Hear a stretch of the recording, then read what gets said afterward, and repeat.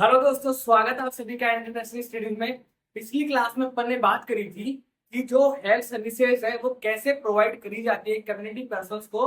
आज की इस क्लास में अपन बात करेंगे जो हेल्थ सर्विसेज आप प्रोवाइड करवा रहे हो, चाहे वो हॉस्पिटल हो या फिर कम्युनिटी पीपल्स हो, कम्युनिटी के अंदर हो, वो किस किस लोगों के थ्रू, किन किन लोगों के थ्रू, कौन कौन से पर्सन है जिनके थ्रू वो सारी सर्विसेज प्रोवाइड करी जा सकती है। ठीक है, तो आज का हमारा टॉपिक होगा हेल्थ केयर टीम के बारे में जानना। ठीक है, इसके अंदर अपन जानेंगे कि हेल्थ केयर टीम के मेंबर्स कौन कौन होते हैं और उनके क्या क्या काम होते हैं। ठीक है, वन बाय वन बात करते हैं इसमें। फर्स्ट ऑफ ऑल देखते हैं, health care is a team effort.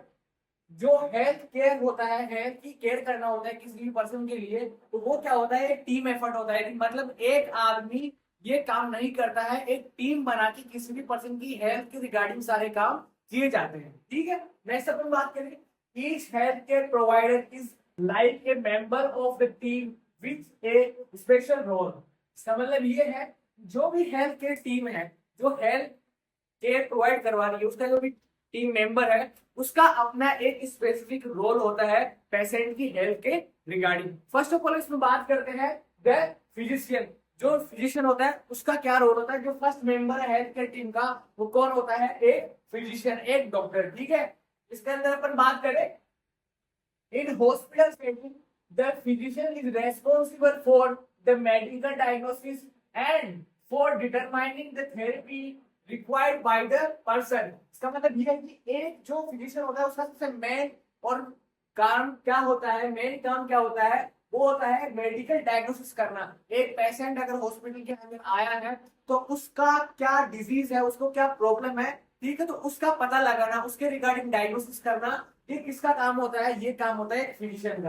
ठीक है, हु इज इल और इंजर्ड, जो पर्सन ट्रीटमेंट लेने के लिए आया है उसका पहले डायग्नोसिस करना, उसका डायग्नोसिस होने के बाद में उसकी डायग्नोसिस के अकॉर्डिंग उसको ट्रीटमेंट प्रोवाइड करवाना, ये किसका काम होता है, एक फिजिशियन का काम होता है। ठीक है, नेक्स्ट अपन बात करें, a physician is a person who is legally authorised to practise medicine. तो मेडिसिन लिखने के लिए, ट्रीटमेंट प्रोवाइड करने के लिए एक लीगली ऑथोराइज जो पर्सन है वो कौन होता है, एक फिजिशियन होता है। एक फिजिशियन के पास ये ऑथोरिटी है कि वो एक पेशेंट को मेडिसिन प्रिस्क्राइब कर सके। ठीक है, फर्स्ट अपन ने बात करा हेल्थ केयर टीम है, उसका जो फर्स्ट मेंबर है, वो जो मोस्ट इंपोर्टेंट मेंबर है, वो कौन होता है, एक फिजिशियन होता है। नेक्स्ट अपन बात करें नर्स के बारे में, जो सेकंड मेंबर है वो कौन होती है, नर्स होती है। नर्स के बारे में बात करें, a nursing team composed of personnel who provide nursing services।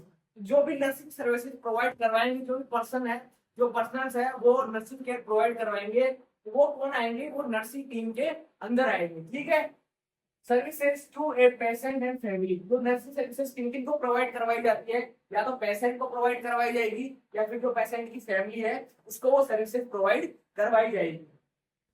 The team leader head nurse is responsible for delegation of duties to members of her team and care given to the patient। तो अब मैंने आपको पिछली class में बताया था कि हर nursing staff की ड्यूटी को मॉनिटर करने के लिए वहां पे एक सुपरवाइजर नर्स होती है। ठीक है, तो जो एक हेड नर्स होती है उसका काम होता है कि हर एक नर्सिंग स्टाफ को, नर्सिंग ऑफिसर को किस प्रकार की, किस कौन कौन से पेशेंट के रिगार्डिंग, किस किस पेशेंट को, कौन सी फैमिलीज को ट्रीटमेंट देना है, ये एक जो नर्सिंग ऑफिसर होता है उनको कौन बताता है, जो सुपरवाइजर नर्स होती है, जो हेड नर्स होती है, उसका काम होता है उनकी ड्यूटी को उनकी नीड के अकॉर्डिंग, जो पेशेंट की नीड्स है, जो फैमिलीज है, उनके अकॉर्डिंग उनको प्रोवाइड करवाना। ठीक है, तो नेक्स्ट अपन बात करते हैं एक डाइटिशियन के बारे में। फर्स्ट ऑफ ऑल अपन ने बात करी फिजिशियन के बारे में, फिर अपन ने देखा नर्स के बारे में। नेक्स्ट अपन बात कर रहे हैं हेल्थ टीम के मेंबर के बारे में, वो है डाइटिशियन। डाइटिशियन का काम क्या होता है, dietician design special duties and they supervise the preparation of meals according to doctors preparation. एक हॉस्पिटल के अंदर एक पेशेंट को किस तरह की मील देनी है, किस प्रकार का खाना देना है, ये एक डॉक्टर प्रेस्क्राइब करता है, और उस प्रिस्क्रिप्शन के अकॉर्डिंग जो एक डाइटिशियन होता है वो उसका डाइट चार्ट बनाता है, उसको मेंटेन करता है, फिर वो सारी डाइट्स किसको प्रोवाइड करवाई जाती है, तो पेशेंट है इसको प्रोवाइड करी जाती है। तो ये काम होता है किसका, एक डाइटिशियन का, कि एक डॉक्टर के प्रिस्क्रिप्शन के अकॉर्डिंग जो भी पेशेंट है इसको क्या करना, डाइट प्रोवाइड करवाना।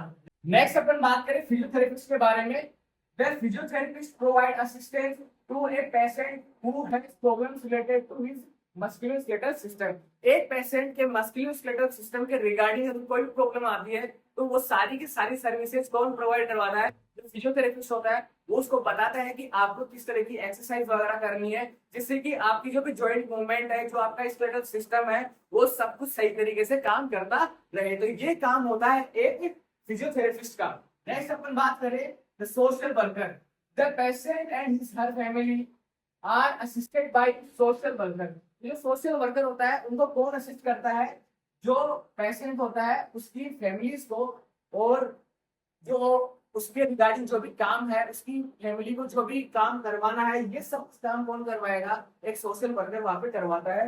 विच such problem which financial range home accommodation counselling and adaptation of children. इसका मतलब ये है कि एक सोशल वर्कर का सबसे मेन काम होता है कि अगर कोई भी फैमिली है, किसी पेशेंट की फैमिली है, तो कोई पेशेंट है, अगर वो फाइनेंशियली स्ट्रॉन्ग नहीं है, ठीक है, तो उसको क्या करना? काउंसलिंग देना। ठीक है, साथ ही साथ जो भी वृद्धाश्रम होते हैं, ठीक है, वृद्धाश्रम होते हैं, उनके बारे में बताना, उनके बारे में फैमिलीज को बताना कि अगर कोई पेशेंट है उसको बताना, अगर वो ऐसी सिचुएशन में है जिसको इन सब की नीड है, तो ये सारे काम जिनके होते हैं, सोशल वर्कर होते हैं, उनके सारे काम होते हैं। साथ ही साथ जैसे अगर कोई बच्चे का अडोप्टेशन करवाना है, ठीक है, कोई बच्चा, कोई कोई फैमिली है, कोई कपल है जो बच्चा अडॉप्ट करना चाहते हैं, तो उन सबको इन्फॉर्मेशन प्रोवाइड करवाना चाइल्ड अडोप्टेशन के बारे में, सारे काम किसके होते हैं? एक सोशल वर्कर के होते हैं।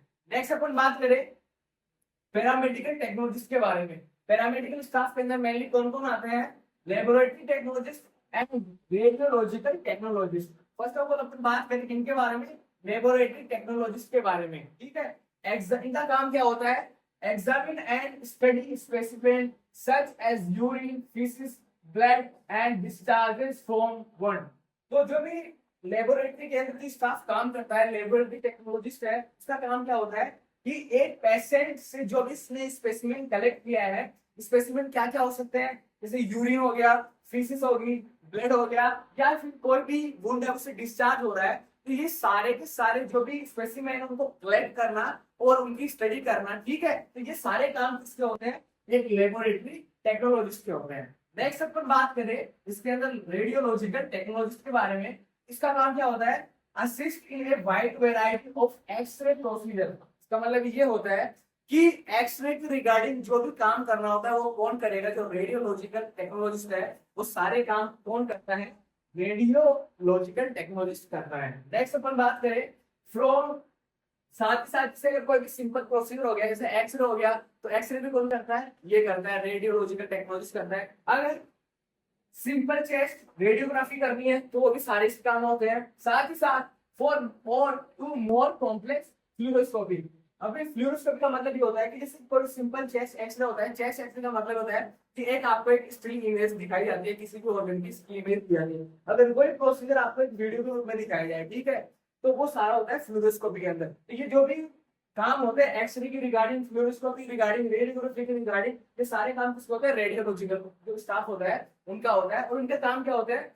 सो use of radioactive material. तो ये जो बिग प्रोसीजर है वो कैसे किया जाता है, कौन से मटेरियल यूज में लिया जाता है? जो रेडियो एक्टिव मटेरियल्स है, ठीक है, उनको यूज में लिया जाता है ताकि जो भी इमेज है, आप बॉडी की कोई भी ऑर्गन की इमेज ले रहे हो, वो आपको सही से विजिबल हो सके।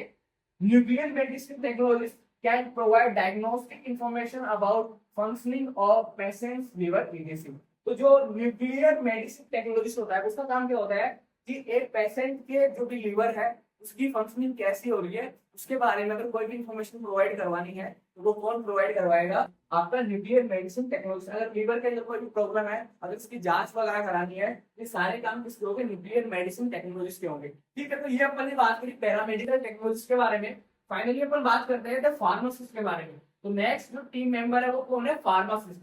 The pharmacist prepare and dispenses pharmaceutical in hospitals and community setting. तो जो भी दवाइयां वगैरह होती है उन सबका डिस्ट्रीब्यूशन करना, ठीक है, जो भी मेडिसिन है उन सबका डिस्ट्रीब्यूशन करना कहाँ पे? या तो हॉस्पिटल में किसी पेशेंट को कोई भी दवाई प्रोवाइड करवानी है, ठीक है, अगर कोई डॉक्टर ने प्रिस्क्राइब कराए कोई मेडिसिन को, तो वो सब कुछ आपको कहाँ पे मिलेगी, फार्मेसी का डिपार्टमेंट है वहाँ पे मिलेगी। तो वहाँ पे फार्मासिस्ट होगा, वो आपको वो दवाई देगा, और वो सब कुछ दवाई आपको किसको प्रोवाइड करवानी है, जो पेशेंट है उसको प्रोवाइड करवानी है। ठीक है, साथ ही साथ अगर कोई कम्युनिटी के अंदर ऐसे कोई प्रोग्राम चलाए जा रहे हैं, कोई भी न्यूट्रिशन प्रोग्राम है, कोई सप्लीमेंटेशन प्रोग्राम है, तो उन सबके रिगार्डिंग जो मेडिसिन की नीड होगी वो कौन पूरी करेगा, एक जो फार्मासिस्ट होता है, ये उसकी रेस्पॉन्सिबिलिटी होती है कम्युनिटी पर्सन को या फिर जो पेशेंट है उनको वो मेडिसिन प्रोवाइड करवाना। नेक्स्ट अपन बात करें the role of pharmacist in monitoring and evaluating the actions and side effects of medicine on patients are becoming increasingly